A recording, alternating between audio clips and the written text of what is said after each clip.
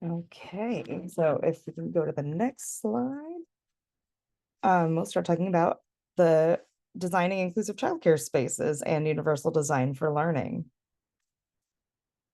So over the course of this session, I will be first talking about neurodiversity and autism specifically, to understand neurodiversity and autism as a neurotype. Then I'll hand it back over to Katie to talk a little bit more about universal design for learning. And then Liz and the Ashley McGraw team will talk about the design drivers for identifying design drivers for neurodiversity inclusive classroom spaces. And all right. So first, we're going to talk a little bit about universal design for learning and why that matters. And when we talk about universal design for learning, or UDL, it's really broadly an educational approach that focuses on creating inclusive learning environments. So where all children can participate and learn and meaningfully engage with their learning, regardless of differences in learning style or individual needs or disabilities. And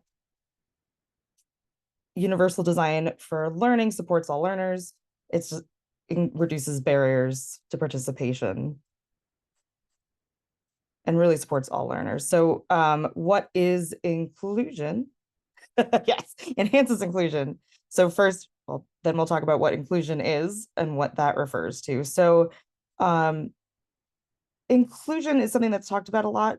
So it's educating and caring for all of the children in your center, regardless of their abilities, in shared environments, given the appropriate supports. And so this can look a few different ways. If we go to the next slide,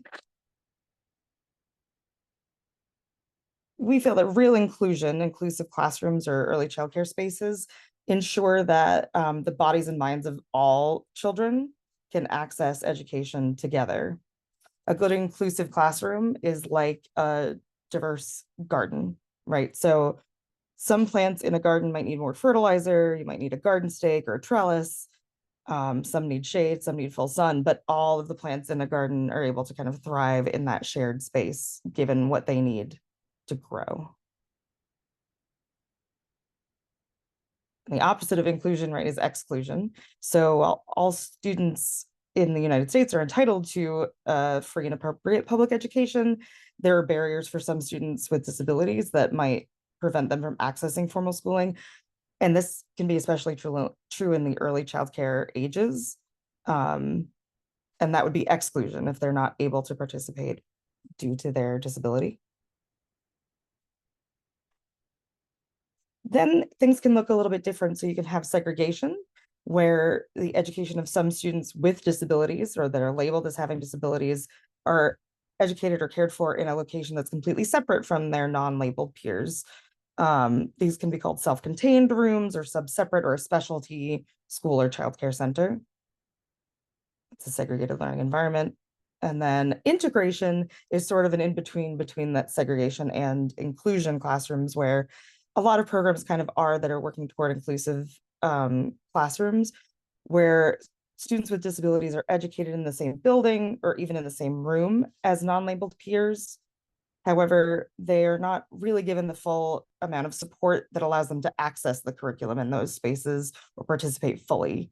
So that's not really inclusion, but it's integration or partial inclusion. All right.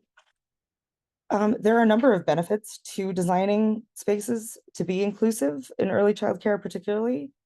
And it turns out research supports that it is beneficial to all students, not just students with disabilities.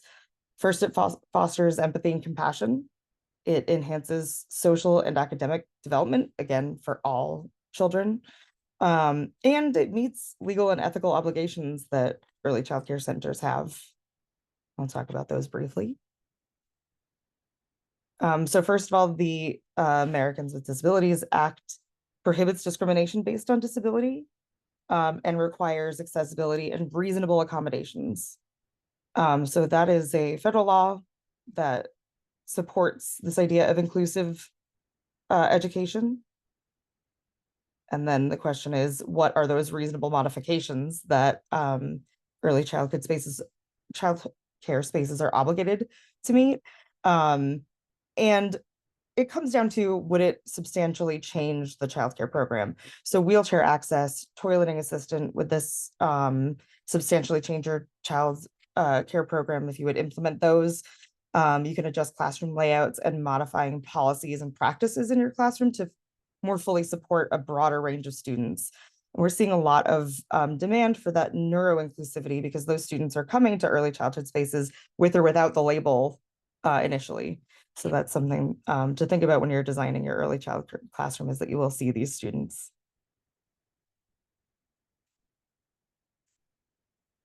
Let's see. So we'll talk a little bit about why inclusion works. Again, there's positive outcomes cited for all students, not just ones with disabilities. Those ethical and legal obligations to support all learners. And research, again, backs the benefits of inclusive practices for all children that you're serving and their families. And really quickly, when we talk about neurodiversity, what we are talking about is a neurotype. So it refers to natural variations in neurological development. And a lot of disability labels or categories kind of fall under this neurodiversity umbrella. So autism, ADHD, dyslexia are three big categories that fall under neurodiversity. So neurodiversity is really neurotypical people and all of the diversity of how brains learn and work and socialize and express themselves. And then neurodivergent students have differences in the way their brains work. And so when you think about those disability kind of labels as part of that neurodiversity framework, it kind of helps guide that inclusive education classroom. So when we embrace neurodiversity and these kind of labels as a neurotype, we can support inclusive education and reduce stigma, promoting acceptance for students with those labels or traits, and enhance learning outcomes, again, for all of the students that you're providing care for. And now I'll turn it over to Katie to talk about universal design for learning. Hi. Okay. So, yeah, I was going to talk a little bit about the framework of universal design for learning. And just to clarify, there was originally a concept, I think maybe it was the 70s or something, called universal design that kind of went along with the ADA. And that was more about the design of physical spaces, and it was related to having physical access to spaces, so wheelchair ramps, elevators, handles in the bathroom for people who need those types of physical supports. But the idea was that you should create public spaces that are accessible to all, through kind of creating multiple means of interacting with the space. And so some educators came up with sort of an education-based system for universal design and called it Universal Design for Learning. The organization that came up with it, I can't remember what it stands for, but it's CAST or CAST, if anyone wanted to look it up. There's a ton of resources out there. Um, I also, by the way, just want to take this moment to plug and just remind you that we're on the LISC website. We did another seminar that dove a little bit more in depth into the educational component. The part we're doing right now is kind of a 10-15 minute summary of our longer presentation. So there's a video of that. There's a link on the LISC website. And there's also a pretty extensive toolkit there with a whole bunch of links to more detailed resources about all of these topics, if you'd like to go and take a look at that. So anyway, Universal Design for Learning is a framework that's more about the program design and the layout of the furniture and things like that. So not as much about the architecture, but it's a framework for creating flexible learning environments that can accommodate diverse learners. And so there's three key principles of UDL. So I was going to kind of talk through these briefly, but then I also found a really great example that I wanted to use to just talk through kind of what this could look like in practice. So the key principles of universal design for learning are having multiple means of engagement, multiple means of representation, and multiple means of action and expression. Okay, so the means of engagement basically is, how do we initially present the content to the children? So we want to do it in a way that stimulates interest and motivation from a variety of different learners. It provides choices for children to access the content and kind of fosters collaboration, and offers challenges that are at the appropriate level for each individual student. So I found an example, um, and I'll put this in the chat after I'm done here, but I found an example from the state of Florida, had sort of walked through an example of how to do UDL in the early childhood environment. And the lesson plan they talked about was there's a book, a picture book called I Went Walking, which is about a person going for a walk. And then in a line, these animals will follow behind. And they use that lesson to sort of talk about the vocabulary for the animals, and also talk about positional words: first, second, next, then, last, all those types of words. And so the way that they presented that through multiple means of engagement is, first of all, activating the students' prior knowledge, because a lot of children, it's easier for them to access the content if they can call on a visual of something that they've already had an experience with. So they talked about all their experience with animals, and then also provided multiple means for students to engage with the concept by providing plastic animals, using photos of actual animals, using stuffed animals. They showed a brief video about the story. And so all of those options allowed children who have a hard time just sort of sitting through a lecture style to engage with the content. So for multiple means of representation, that's presenting information in various formats, catering to different learning styles, and ensuring accessibility to all learners. So honestly, there's a lot of overlap between all three of these, because a lot of those means of engagement also provided multiple means of representation. But you could do charts, diagrams, visual representations of things through photos and like drawings. Um, it could be having children reenacting the story, or having the moving pictures into the correct sequence. So like physically interacting with the concept, making their own book. So those are ways that children could sort of engage with the content and have it represented in a way that's meaningful to them. That could also include, for students who are blind, having additional ways to have them hear about the content or touch things that are related to the content. Or for a student who's deaf, making sure there are lots of visual supports for that student to be able to deeply engage with the content.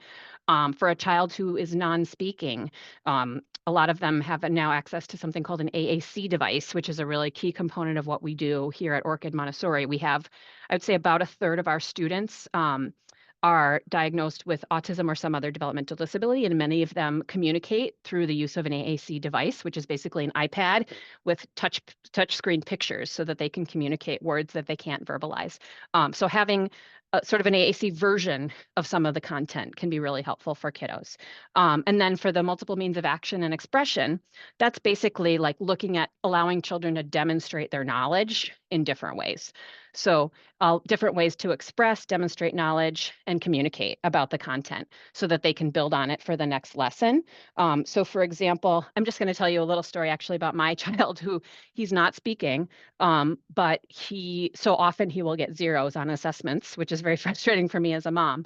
And sometimes it's hard to tell what he is understanding, but he loves the song Hickory Dickory Dock. So he's read books about it, he's seen videos of it, he's heard the song, and I've never heard him talk about it.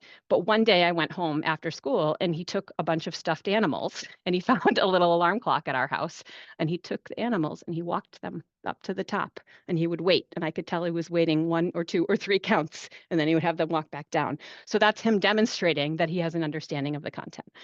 So just being flexible and open about thinking about how can this child demonstrate their knowledge and show their strengths, as opposed to focusing on what they can't do, thinking about what they can do.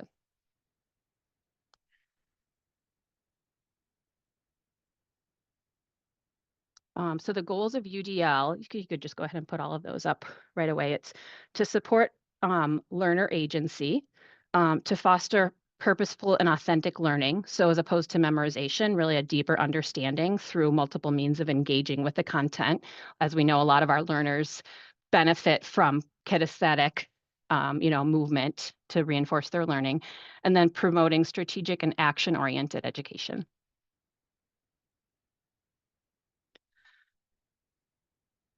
So the impact of UDL is that having proactive design of the environment, of the classroom routines and procedures, of lesson plans can reduce learning barriers for all students.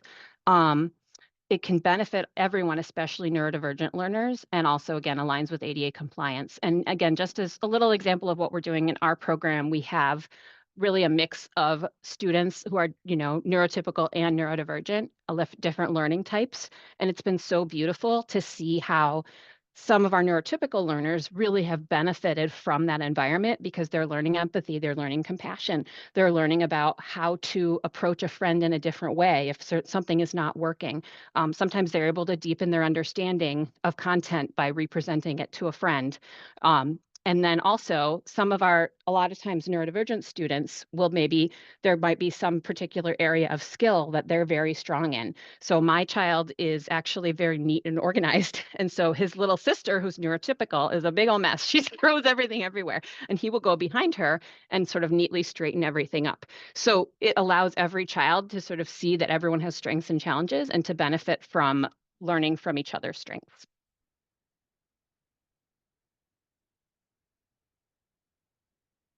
And so I think this is the last slide about universal design for learning. But both of these concepts, universal design and UDL, are about more than just accessibility. We want school to be purposeful. It's fostering self-sufficiency and meaningful engagement. We want to provide an environment that's reflective, encouraging metacognition. So that's sort of a fancy education word that means children thinking about how they think and thinking about how they learn. So getting to understand themselves and what are the things that work well and don't work well for them. And that's especially important to develop as when children are younger because it makes them more successful learners as they get older.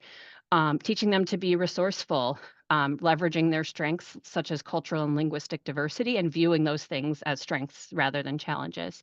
Having an authentic environment that supports genuine comprehension and understanding. Having a strategic learning plans that promote goal setting and intentional learning. As we know, our students who have IEPs, this is really common. I happen to work in a Montessori school, and one of the things I love about this particular method is essentially every child has their own IEP. You're sort of individually lesson planning for each child, but I know that's also done in many early childhood settings.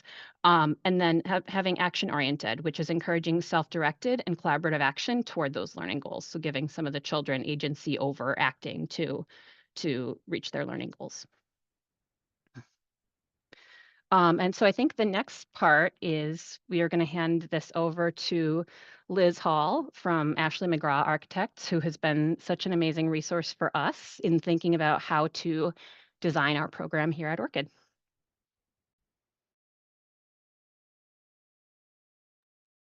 Yes. Okay. So we had originally planned for a quick stretch, but I think that was pretty seamless, if I do say so myself. Hello. Thank you, Katie and Stephanie. My name is Liz Hall. I am an architect and an associate principal at Ashley McGraw Architects. I'm here with Mike Lindstrom, our principal and our early childhood education leader. So I just want to give a overview of how the next few slides are going to go, or the next bunch of slides. So the next slide, we're going to do an icebreaker really quick. It's something we like to do when we talk about this subject. And then Mike is going to zoom out and sort of talk about how the physical environment can affect development generally.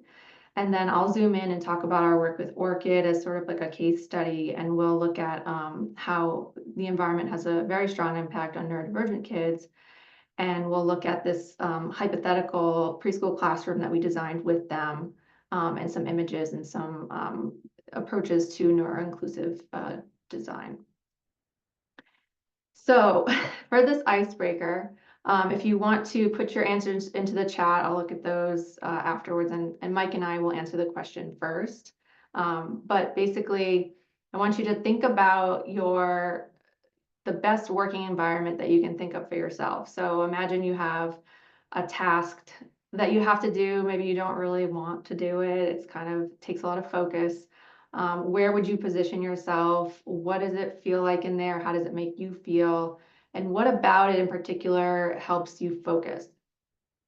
So for me, I have a lot of sound sensory issues. And so headphones, noise canceling headphones are like my best friend. So I put those on.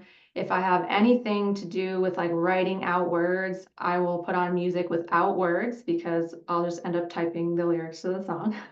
I like to be in a comfy chair, maybe not too comfy so that I don't fall asleep. I like to have snacks because I can't focus when I'm hungry. I love natural light, helps me feel focused. When I was studying for my architecture exams, for example, I would go to the Cambridge Public Library, which is a huge glass front, and they have all these seats in front of the glass facing their lawn. It just gave me a sense of staying connected with nature, staying, you know, in a positive environment, but away from my home. So I felt focused, like this was a place for me to do work, but that I wasn't in a closed room where, you know, I could get distracted. And I'll let Mike give his version. So my kind of happy place for productive work is my challenge is I work best in sort of like 20-minute bites. And I like to change spots. So one single spot for me doesn't work very well. So my ideal place is where I have one place that's very, well, I was going to say very organized, like my desk. My desk is not very organized, but at least it's a horizontal surface with a little clear space on it. But then I also like to be able to stand up. I also like to be able to think while I'm on a walk. And I also like to be in kind of a comfortable place in the sun. So if I can have an afternoon where I have access to those spots, I can kind of see how I'm doing in one spot, see how my thought process is going, see how my focus is going. Obviously, for me also, like put my phone away and don't have access to my email or anything. That makes a lot of sense for me. So I think sometimes when you really find that, it's great, right? It works, and I think I can tell that the environment matters for me. And I don't see anybody adding there unless I'm missing something, but feel free to put it in there as we go. Oh, here we go. In office with a few people, but quiet. Limited noise, yeah. Reflective and in tune. Sit and stand. Oh yeah. Yeah, I have that as well for sure. Limited noise. So Megan and I could Looking share a outside. space probably. What? Megan and I could share a space if we just switched up. Yeah. Okay, well, feel free to keep putting them in. I'm gonna move on to the next slide. So Mike is going to start us off and start talking about this. Great. So just to tie back a little bit to what the ORCID team talked about in terms of UDL, I think it's important to understand that the environment, I really like the garden metaphor, the idea of the slide with the multiple different kinds of plants all thriving in the same garden. And I think in that metaphor, design is dirt, right? So good soil in and of itself doesn't guarantee that you're going to have a really nice garden. But it supports that idea, right? It creates the conditions that allow you to have a really nice garden. And if you have really bad design or really bad soil, then it's an uphill battle, I think, to get where you're trying to be in terms of an inclusive classroom.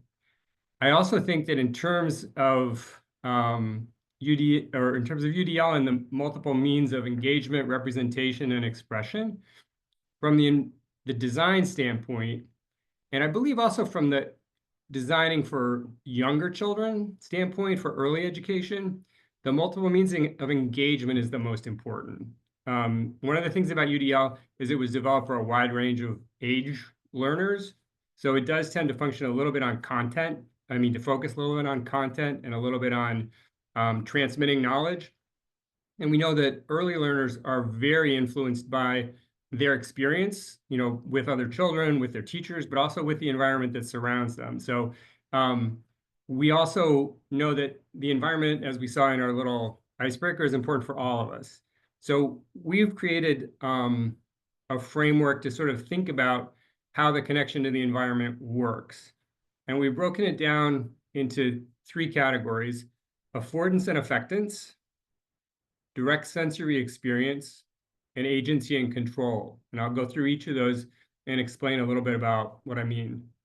You can go to the next slide, Liz.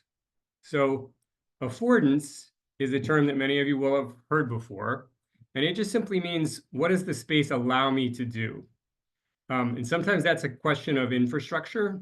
Like if I want to be mixing paint and cleaning my paintbrushes, I should have a sink and water, right? If I want to be building with blocks, I should have a surface so everything doesn't fall down all the time.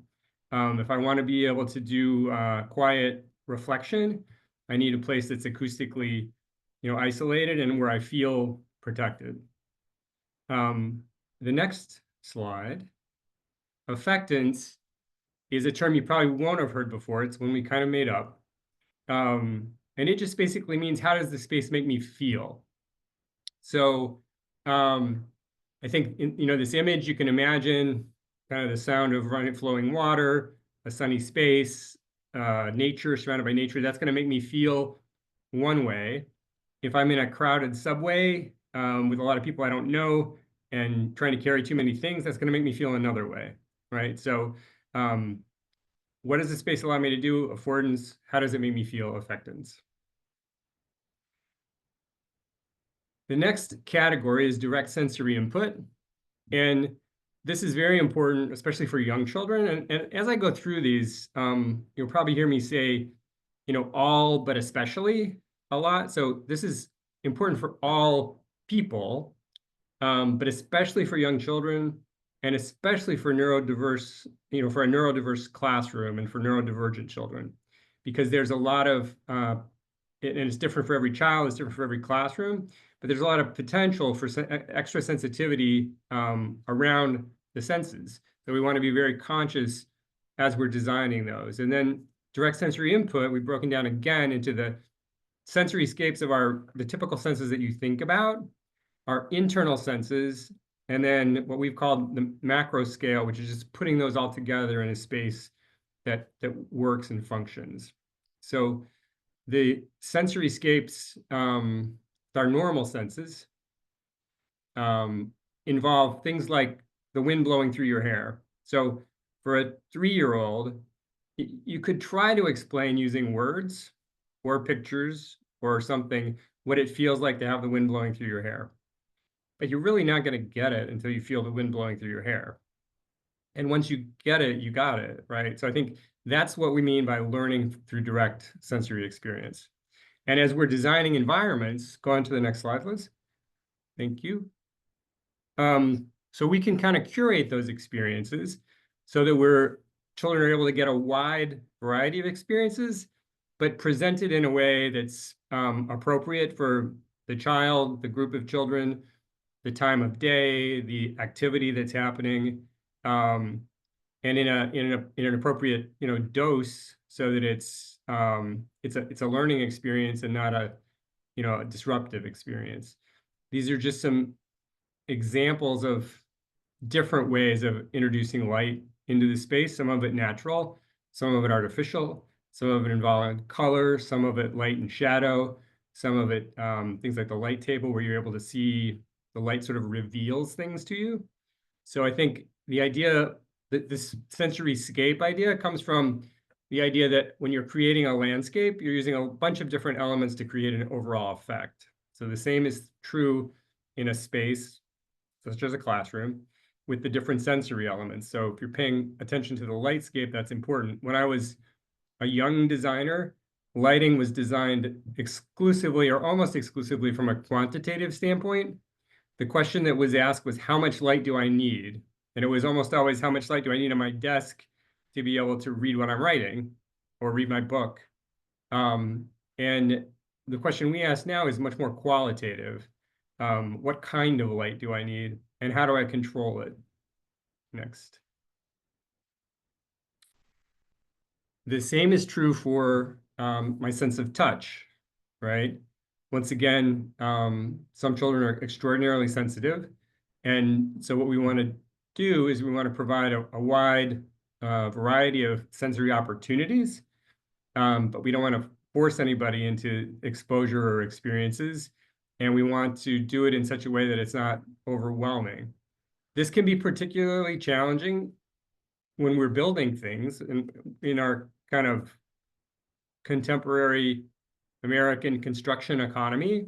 Things tend to want to be sheetrock and acoustical ceiling tile and carpet, or different kinds of flooring where it's pretty uniform, not a lot of variety. So we have to sort of consciously look for ways to go beyond that. And it can be in creative ways in small doses. It doesn't have to be expensive or radically different. It just really has to be thoughtful design, I would say. The soundscape and how we deal with acoustics is also incredibly important for the inclusive classroom, because you most likely have a wide range of sensitivity to noise. And as most of you know, in an early education classroom, you're going to have a wide range of activities happening. You can't really dictate that. I mean, we'd like to, but often you can't have everybody doing quiet stuff at the same time and everybody doing loud stuff at the same time. So I think the idea that we're just being conscious of how sound impacts the classroom is very important. And that includes sound coming from the outside. Are you near a source of a lot of noise?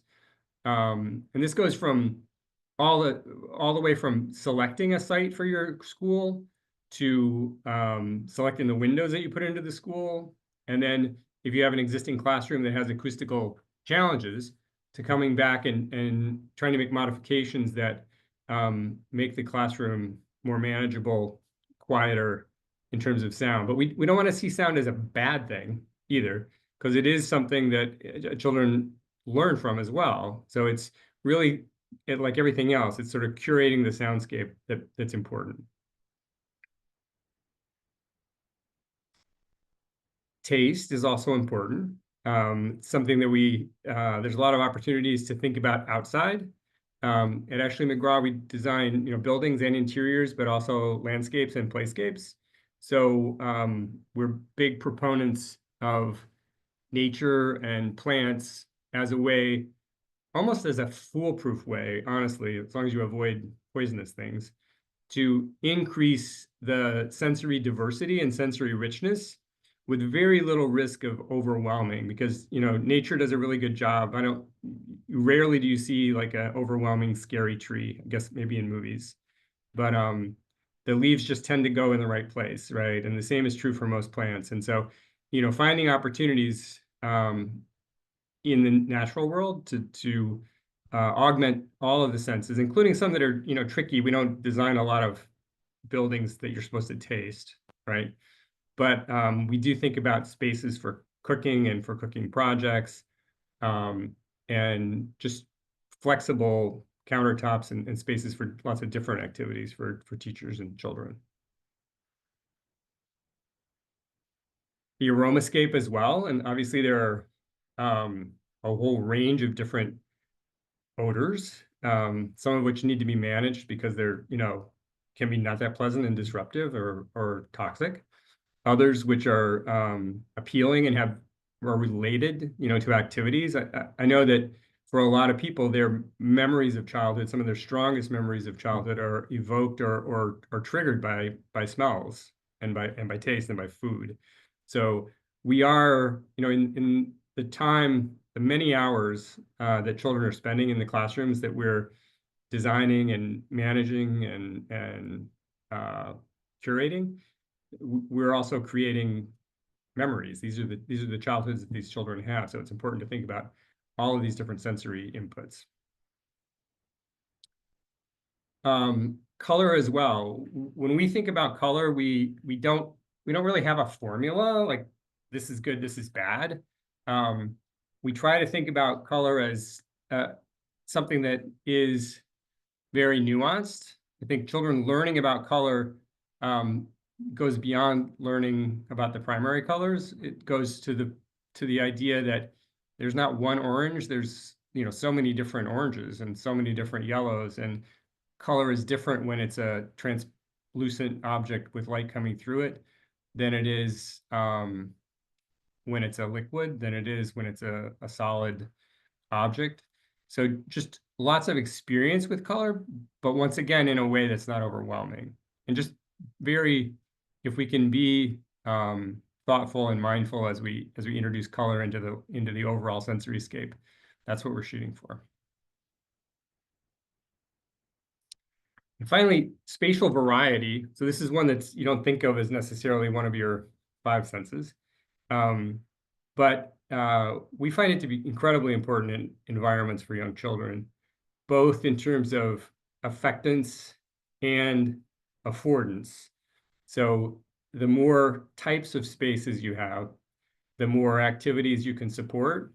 And once again, especially for neurodivergent children, the more opportunities you have to control the social interactions that you enter into when you're ready for, the more you can feel protected in small spaces, the more you can feel free to run around and move when you need to run around and move. And then we wanted to talk about the internal senses, our vestibular and proprioceptive systems, which are all about our bodies in space and balance. These systems are developing in young children. Once again, super important for all children. This is, for a 2-year-old, learning about STEAM and STEM is really learning about my body in space and gravity and what's hard and what's soft. And this becomes even more important, once again, for a neurodiverse classroom, where we're looking to give opportunities for exploration and activity in a much wider range of ways, in a much less strictly structured set of ways, and opportunities for things like movement and compression and feeling protected, which, if you don't think about them, you may come back later and realize that you've created a space that doesn't allow for things that you would really like to see happening in your classroom.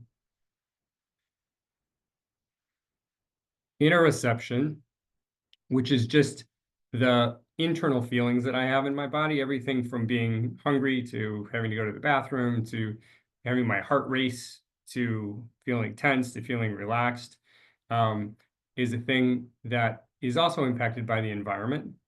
And we tend to look at it, if you go to the next slide, Liz, in really a couple of different ways, principally. On the left, a more contemplative space where I can breathe, I can sort of get in touch with my with what I'm feeling, which takes me one step closer to being able to manage what I'm feeling or to calm down. And on the other hand, on the right, which is a 12-foot wide by 12-foot high slide that we designed and built, to be able to have feelings of exhilaration and excitement, to experience the whole range of those interoceptive feelings, so that we don't want to feel like we're designing a place which is always quiet and calm and not stimulating. What we want is a place that gives teachers and children and families the opportunity to learn through experiencing a lot of different activities and interactions and sensory experiences. Which brings us to, how do you put all those together? And I think the things to think about because what we've just gone through if we put in all of that would be pretty overwhelming for a single space. So it's important to think about scale, that we're designing for small people. As if you're designing a space, you and your architects or your interior designers or your landscape architects should spend at least some time on the floor, looking up and seeing how this is going to look for children. And it's important to understand the surfaces that they're going to be close to and that they're going to be touching, and that the windows where we want them to be looking outside are actually at a height they can see out of. All of those things are super important. But also that there's a balance of the sensory experience. We've used 2 terms, rich normality and sensory balance, to express the idea. This little graph on the left-hand side of the curve, if you think about a white room with no noise and white walls, which is not very stimulating, not really going to encourage exploration, and limiting for child development. And if you look on the far right hand of the curve, where you have an incredibly high level of stimulation, where it's impossible to sort of think or organize, or there's just too much going on. Each classroom and each group of children, and really each day or week or part of the day, is going to have, you're going to find the sweet spot in terms of stimulation. But that's going to be much more challenging if the environment is not designed in such a way to allow for that. And we tend to design on the less stimulating side of things, because we understand that children and the things that come with them and the things that educators put into the classroom all add to the mix. So I think one way of thinking about it is, if you start with less sensory input, you're better off. So this is an example of a space that started out with a lot of sensory input and then added a lot more, and probably doesn't really contribute to healthy child development. The second image is one that we feel, with the introduction of natural materials, calming colors, and a limited amount of color, a well-organized space and natural light tends to be a better balance. And once again, the balance for your classroom is not going to be the same as the balance for my classroom, but there's a range where we're pretty comfortable, starting at and having discussions with people to get to the right spot. And the same is true outdoors. We're looking for a rich environment where there's lots of opportunities for sensory engagement and exploration and learning, but not something that's either understimulating, because there's really only 3 things to do, or overstimulating, either because of noise or because of just too many toys, or whatever that might look like. And finally, both for children and for educators, the idea that you have control over your environment is very empowering and very important, both to learning and to the sort of feedback loop involved with exploration. If I'm able to explore and I'm finding interesting things and experiences, and I'm doing something with that, and I'm allowed to do that, and the environment enables me, for example, to get a drink of water by myself, or wash my hands, or wash my toys, without always having everything become a teacher-directed activity, then that's positive. As a teacher, if I can control the amount of fresh air that I get in the room, the amount of light in any given part of the room, and I can make it dimmer or brighter, if I can control the way the room is organized, all of those things, make me feel both more in control, but also allow me to fine-tune my methods and my environment in a way that optimizes the space for my particular culture, community, group of children, and that specific day even.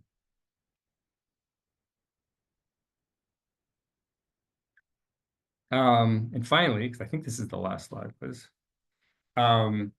we want to recognize the idea that bringing nature into the classroom and bringing children into nature is incredibly important. And once again, even more important for an inclusive classroom. It gives children that need to regulate or need stimulation another kind of space to do it in. It gives a different kind of calming focus. And it fulfills a sort of innate need of humans to be in contact with nature and natural materials. And there is, to the extent possible, there is no real substitute for actual nature. There are things you can do, if you're in the basement with very little natural light and no access to a nice outdoor space. But everything you can do, I think, to fulfill what we think of as the main criteria for quality space at the beginning of your project, which is to have adequate space, access to nature as easy access as possible, and ample natural light. Those three things, if you can get those, they go such a long way toward making a better space and making all the other decisions easier.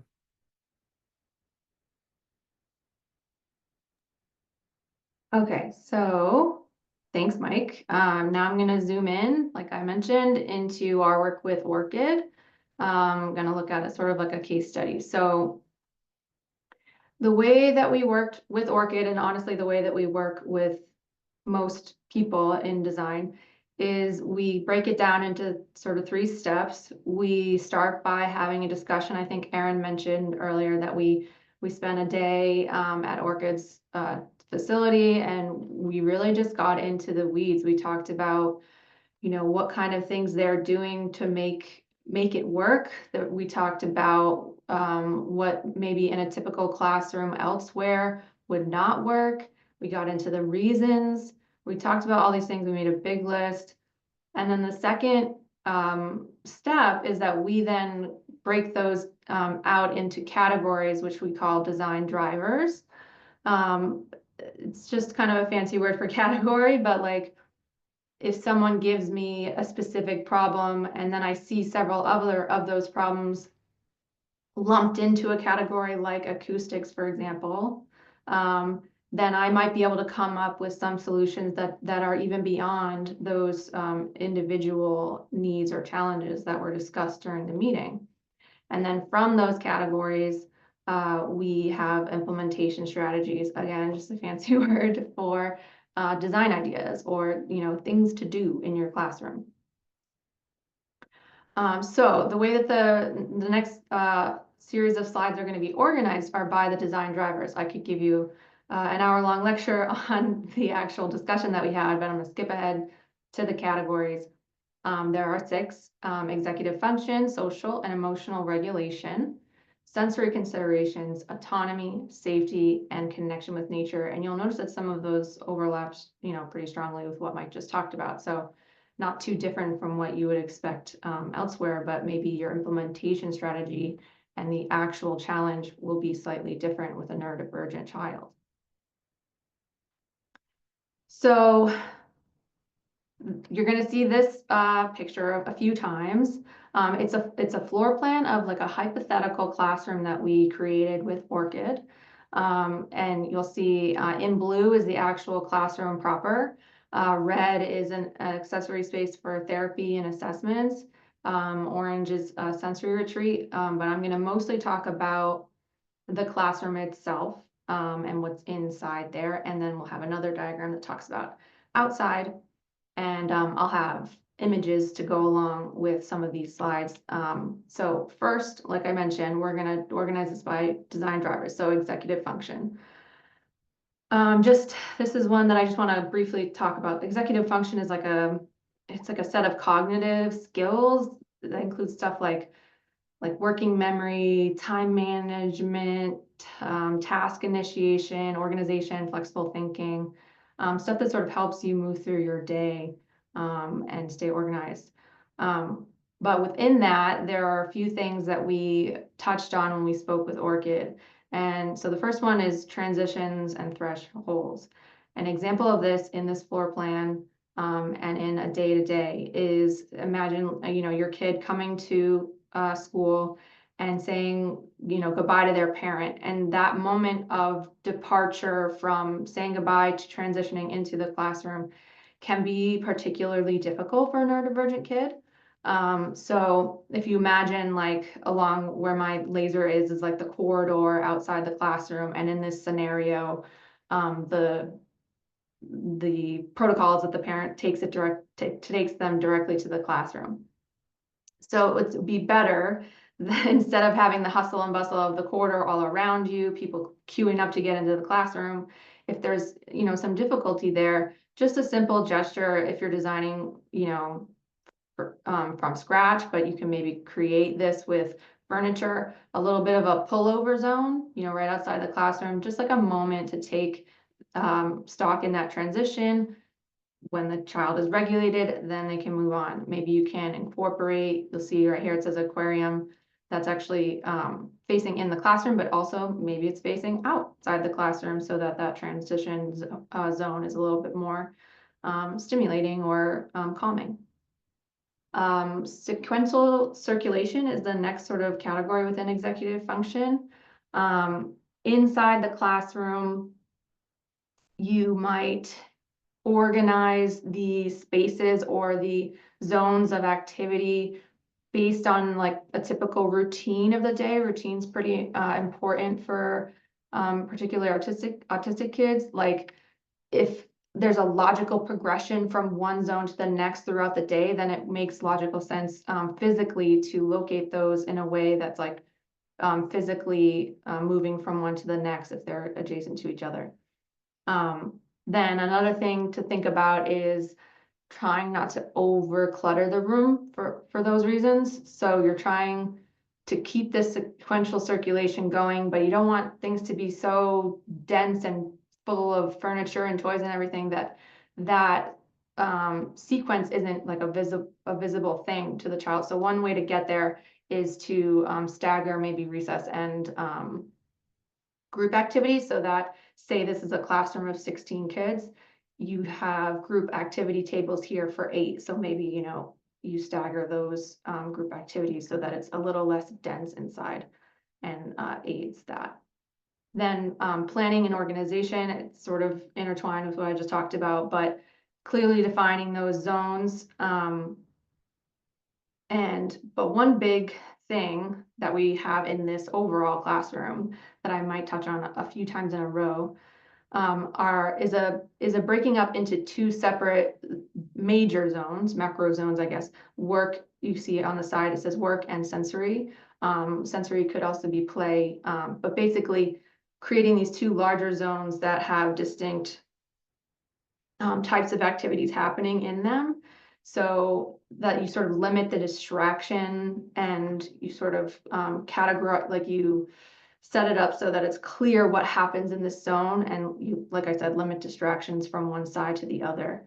On this side would be more like focused work, and on the other side would be, you know, sort of free movement and plays for regulation.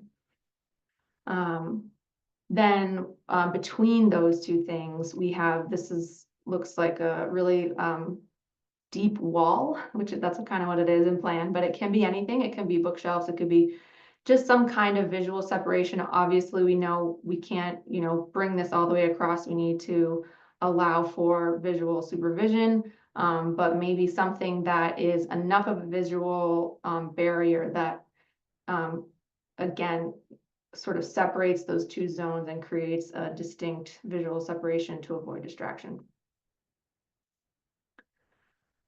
The same can be said about the outside, and I just want to acknowledge that this is a diagram of an exterior playground. I know it looks like something you'd find in a biology book, but it's really just a simple concept diagram showing the various types of play and space that could be in an outdoor environment, and just acknowledging with its organic form that an outside space is not necessarily within 4 walls. And I'll talk about, you know, the various aspects of this diagram. So for transitions in an outdoor setting, we would recommend having some kind of covered porch or transition zone. Obviously, if that means, you know, something that you need to pull together with furniture or a canopy or something, but if you're starting from scratch, maybe that's a covered porch outside of your classroom.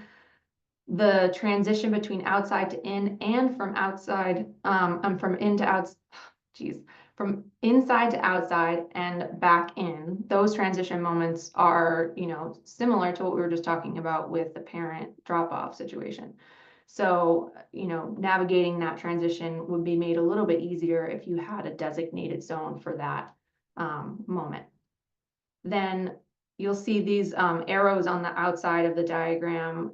We're suggesting that if you can help how your outdoor space is organized, maybe you think about like making it sort of a scale from quiet to more loud, big movement areas. So the quiet might be closer to the building, feels more sheltered. It makes an area like the first stop for a kid when they come out, and then they can decide their journey and how they want to get further and further out into the more social and potentially intimidating play areas. But that also kind of is helpful from a noise standpoint, you know, if it's quieter towards the building, and then as you move out and away, you know, just having a little bit more freedom for that big body, big movement, collaborative play. But, you know, similarly, there are going to be areas they're a mix of both, right? So a sensory garden, you know, that might be a great place for, you know, running through the path and dragging your hand along the plants to feel that stimulation. And maybe there's a quiet, cozy space within that sensory garden. So it's really, really aiding in autonomy and having children be able to choose, you know, how they interact. Now we're going back inside to talk about the next design driver, social and emotional regulation. So within this floor plan, there are a ton of places for what we're calling regulation and retreat spaces. So we have several nooks. We've got a nook underneath some millwork next to the cubbies that might be right adjacent to an aquarium. The cubbies themselves, we've heard in multiple centers that they, without prompting, get used as a place to sort of hide away, or even maybe because of the size of the cubby itself, the compression feeling might be regulating for a child. We've put these little, you see a little circle with the word sway rope. We, together with the orchids, kind of invented in our heads this idea that if you could fix a rope to a wall, that might provide like a little pit stop for holding on to the child, holding onto the rope and swaying their body back and forth to get that regulation. Just a simple thing placed around the classroom. Wall-mounted activities, you know, could be put up for another sort of pit stop feeling of stimming or, you know, tactile or visual input. And I mentioned the aquarium. Then with all of these things, you know, these other nooks and a tunnel, and there's a raised platform which you could build, or you could have a piece of equipment. Sometimes retreat means getting up and away to then observe down your surroundings, feel safe. And then that sort of performs double duty, where if you have a platform up in the air, then you have an automatic nook to go underneath. So then the last thing I'll say is just like a note for a balance that we were talking about, a balance around supervision and the nooks. You know, obviously we don't want to make it so that the teacher can't see into fully where a child is self-regulating. So these are just some images. The one on the right and the one on the top left are renderings of that plan, like direct renderings. The image on the left is an image just from online, and we thought it was a really great example of that loft.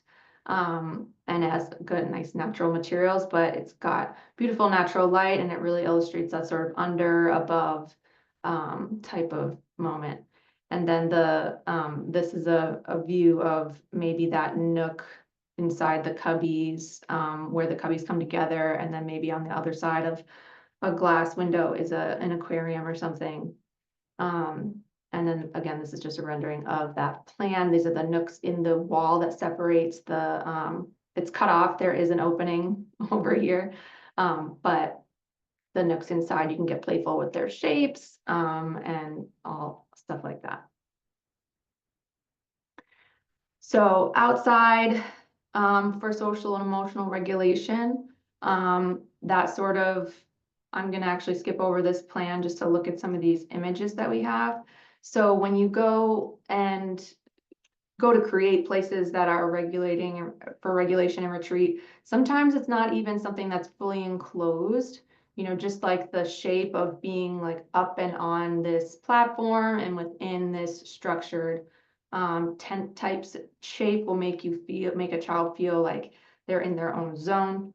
Some areas to talk about, I mean, to deliver the idea of like group regulation and retreat, you know, it signals that there's multiple people sitting here, but it's definitely a calm zone, being in the moss and the sort of spongy grass.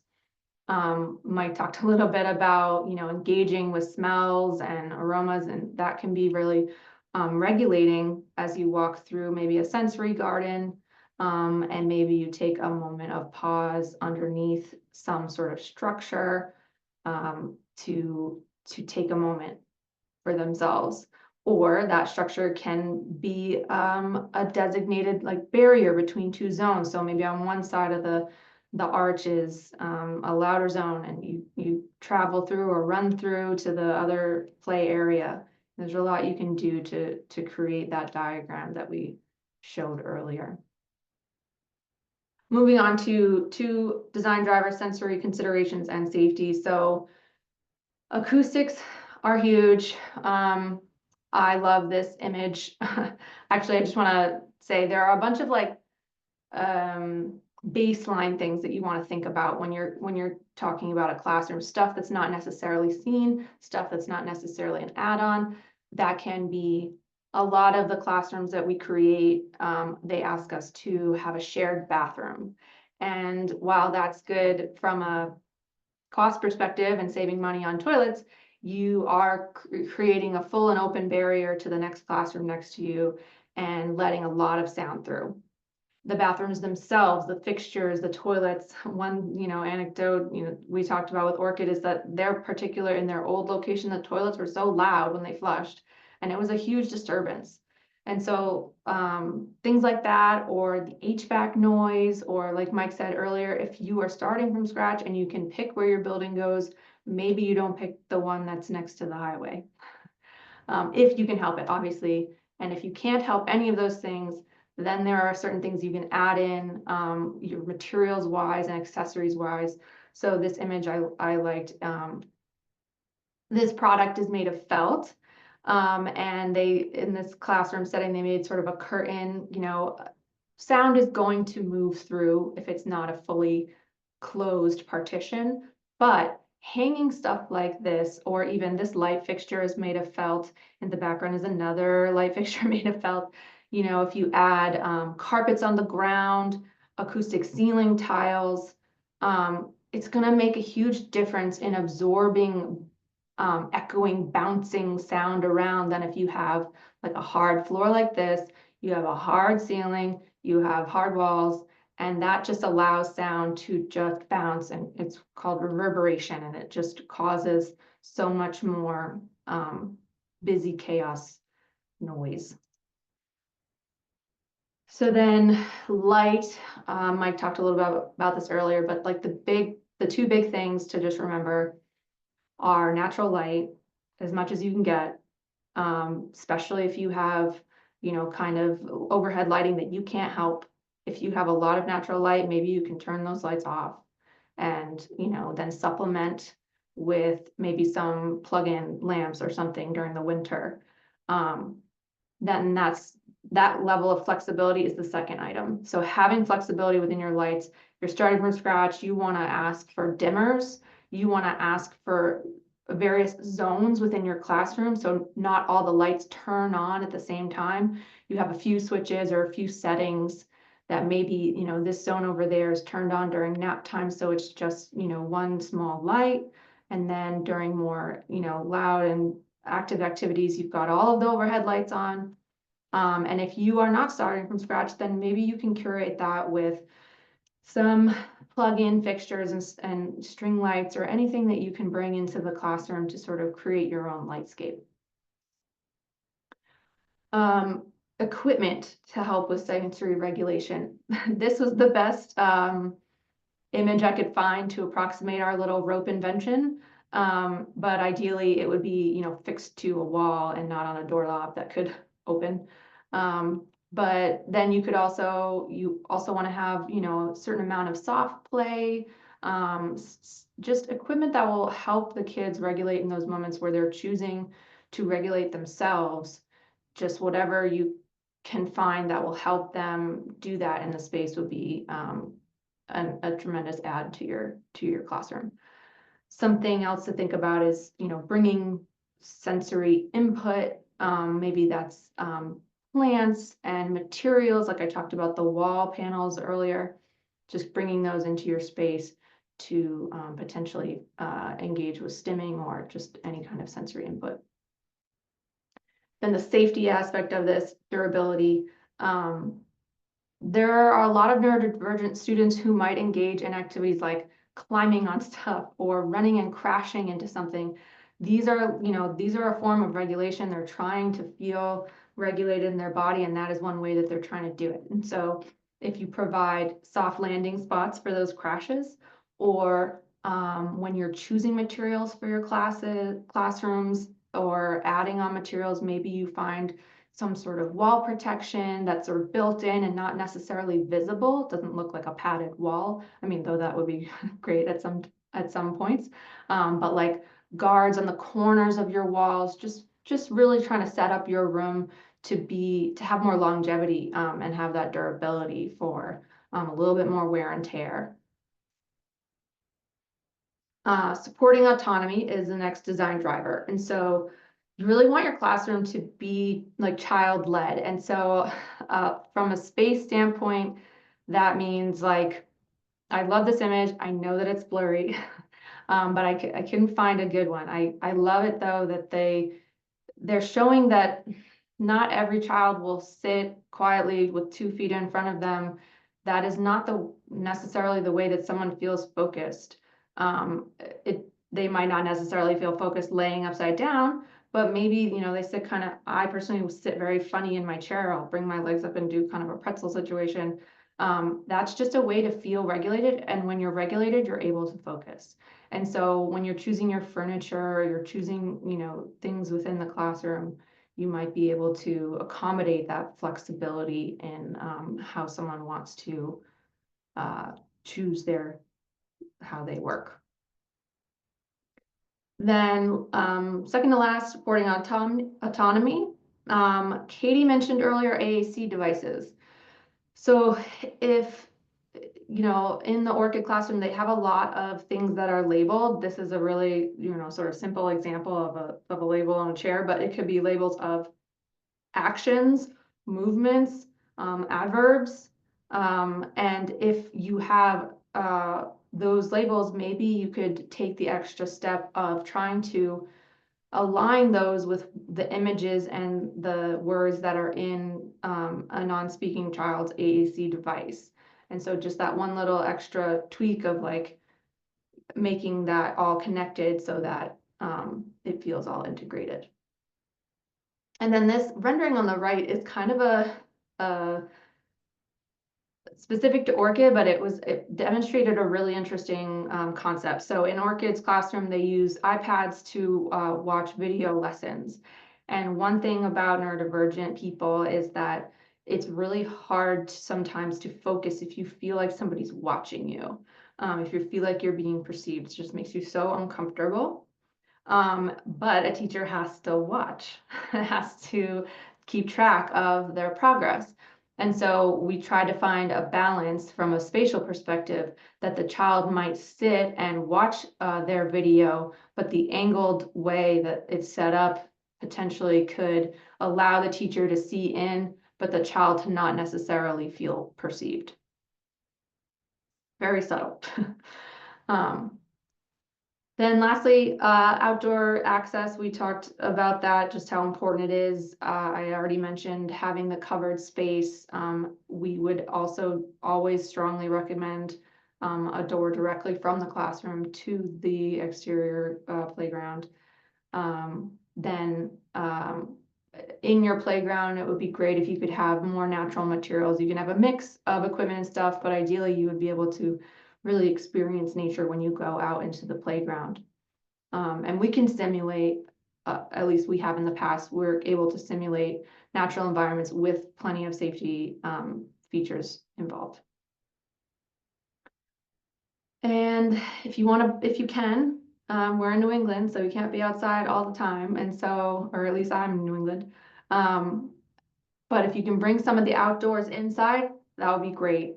And if you can sort of mimic the density of the classroom in the outdoors, like you want it to feel like there are a lot of options and a lot of adventure to be had, but you also want it to be not so sprawling that the teachers have trouble supervising.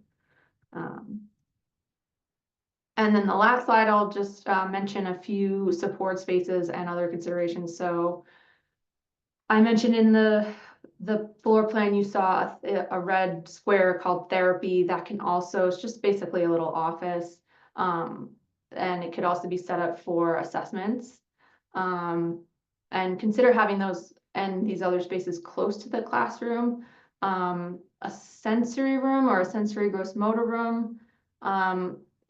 You wouldn't, at least the way that we talked about with Orchid, it wouldn't really make sense to have a direct access to the classroom, but having it nearby would be great.